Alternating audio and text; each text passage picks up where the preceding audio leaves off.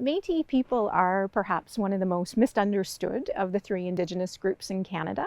Métis are not a mix of just First Nation and European individual. It really is a very unique culture and identity. And so our culture really stems from an ethnogenesis, the coming together of First Nations communities, variety of communities, Cree, Anishinaabe, could be Mohawk, and typically a male, historically a male from either a French, Irish or Scottish background.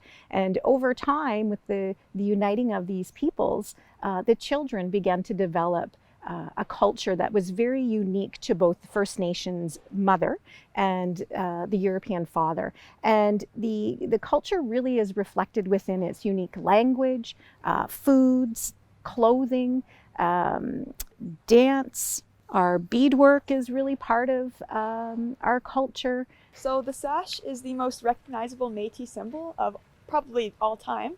And traditionally it's made, it's finger woven by women, and it is typically worn around the waist by men and over the shoulder by women. In the past, had a lot of practical uses. It was used to carry children or to drag canoes or wood or just heavy things, and sometimes it could be cut if they needed the threads to fix clothing. It is also worn as a scarf or protecting from the elements across your back, and all the colors have a really important meaning. The red is the historical color, so almost all sashes are red. The white and blue is our flag, which is the infinity symbol. The green is to represent growth and prosperity, and the black is to represent the darker parts of history. This is the York Region Toronto sash, and it has a lot of new additions too.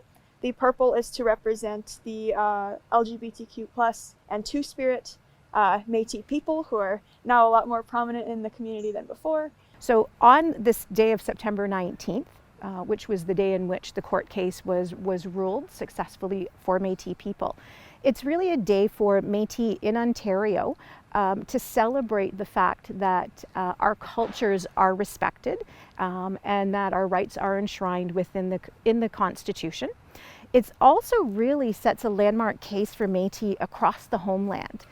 So in Alberta, Saskatchewan, Manitoba, the Powley case has been used to really support land rights within Alberta in particular, and to ensure again that Métis people, Métis students within schools, that Métis adults have access to their culture. So I would hope that educators take some time to consider, well, what is Powley Day and how can I share this with students within and throughout the curriculum?